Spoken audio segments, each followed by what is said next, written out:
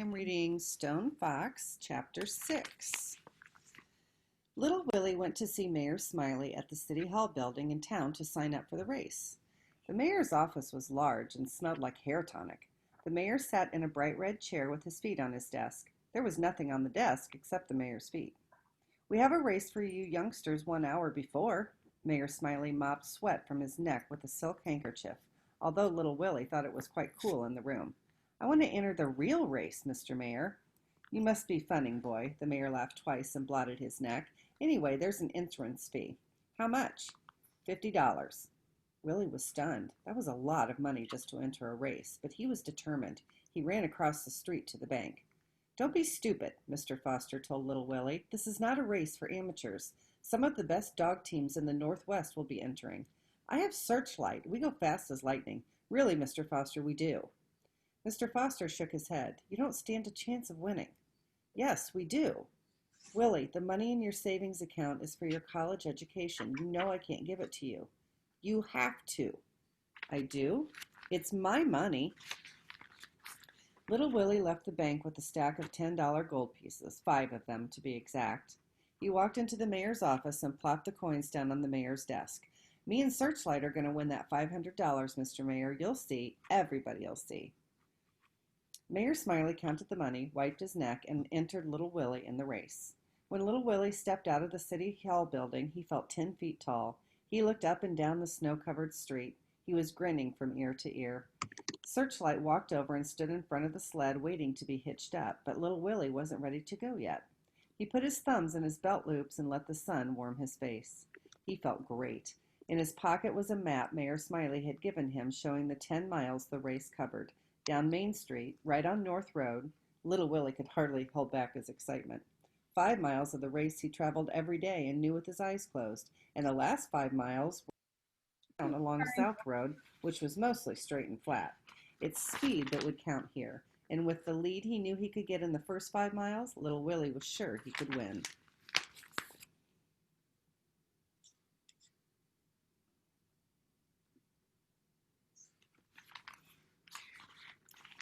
As Little Willie hitched Searchlight to the sled, something down at the end of the street, some moving objects, caught his eye. They were difficult to see because they were all white, and there were 5 of them, and they were beautiful. In fact, they were the most beautiful Samoyeds Little Willie had ever seen. The dogs held their heads up proudly and strutted in unison. They pulled a large but lightly constructed sled. They also pulled a large, but by no means lightly constructed, man. Way down at the end of the street, the man looked normal, but as the sled got closer, the man got bigger and bigger.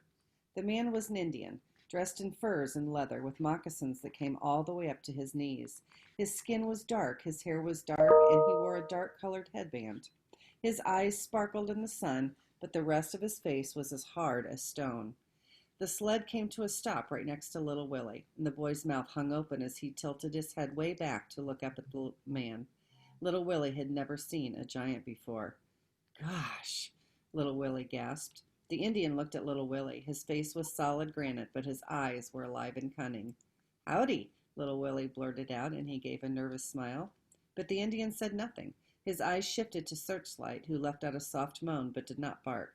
The giant walked into the City Hall building. Word that Stone Fox had entered the race spread throughout the town of Jackson within the hour and throughout the state of Wyoming within the day. Stories and legends about the awesome mountain man followed shortly. Little Willie heard many of them at Lester's General Store. "Was this time in Denver he snapped a man's back with 2 fingers, said Dusty the town drunk, but nobody really believed him. Little Willie learned that no white man had ever heard Stone Fox talk. Stone Fox refused to speak with the white man because of the treatment his people had received. His tribe, the Shoshone, who were peaceful seed gatherers, had been forced to leave Utah and settle on a reservation in Wyoming with another tribe called the Arapaho. Stone Fox's dream was for his people to return to their homeland. Stone Fox was using the money he won from racing to simply buy back the land. He had already purchased 4 farms and over 200 acres. That Stone Fox was smart, all right. In the next week, Little Willie and Searchlight went over the 10-mile track every day until they knew every inch of it by heart.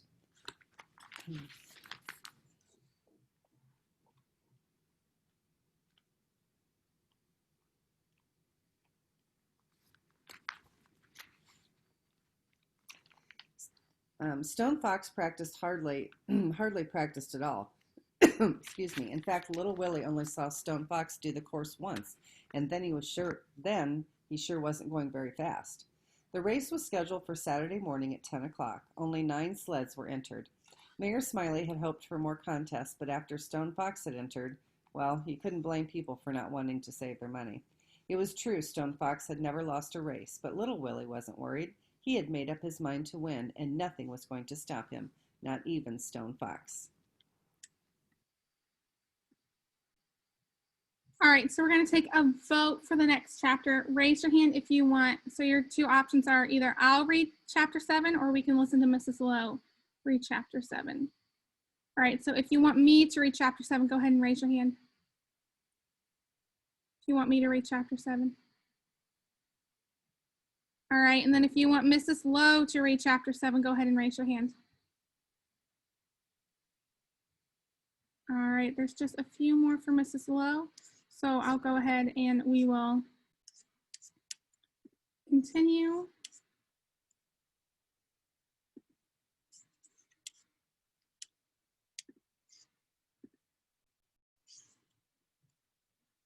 With the next chapter.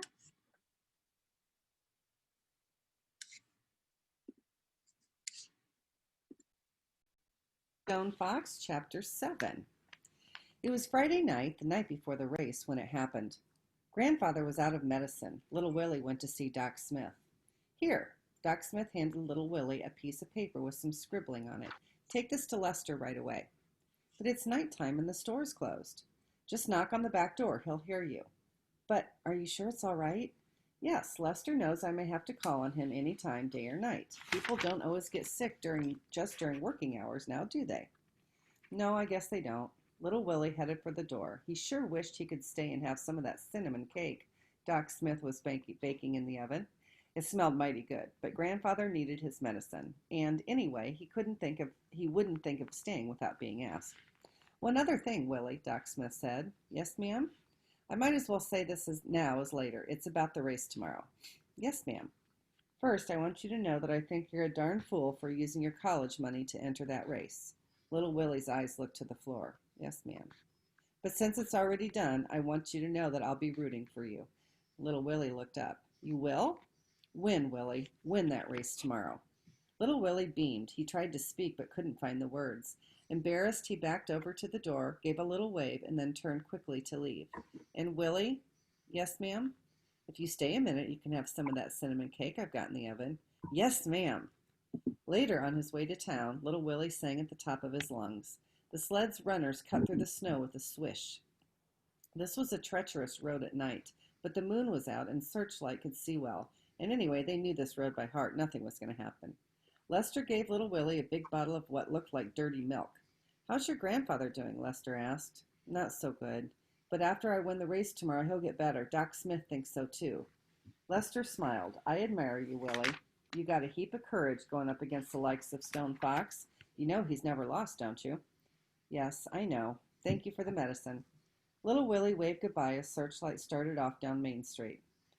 Lester watched the departing sled for a long time before he yelled, Good luck, son! On his way out of town along North Road, little Willie heard dogs barking. The sounds came from the old deserted barn near the schoolhouse, and little Willie decided to investigate. He squeaked open the barn door and peeked in. It was dark inside, and he couldn't see anything. He couldn't hear anything either. The dogs had stopped barking. He went inside the barn. Little Willie's eyes took a while to get used to the dark, and then he saw them.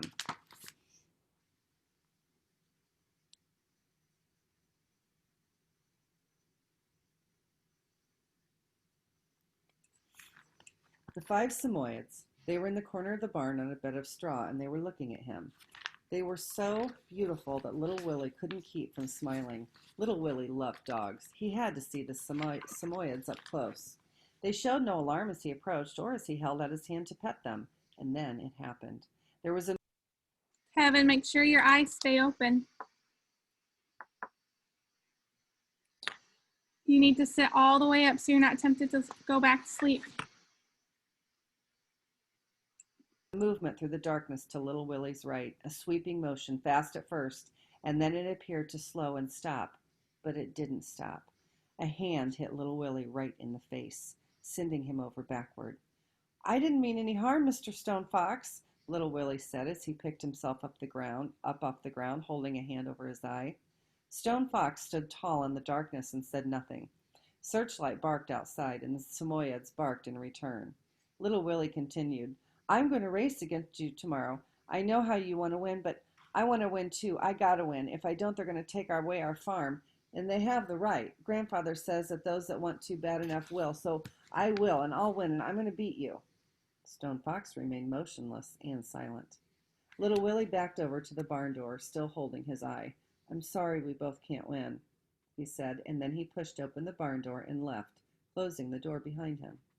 In the barn, Stone Fox stood unmoving for another moment, and then he reached out with one massive hand and gently petted one of the Samoyeds. That night, little Willie couldn't sleep. His eye was killing him. And when little Willie couldn't sleep, Searchlight couldn't sleep. Both tossed and turned for hours, and whenever little Willie looked over to see if Searchlight was asleep, she'd just be laying there with her eyes wide open, staring back at him.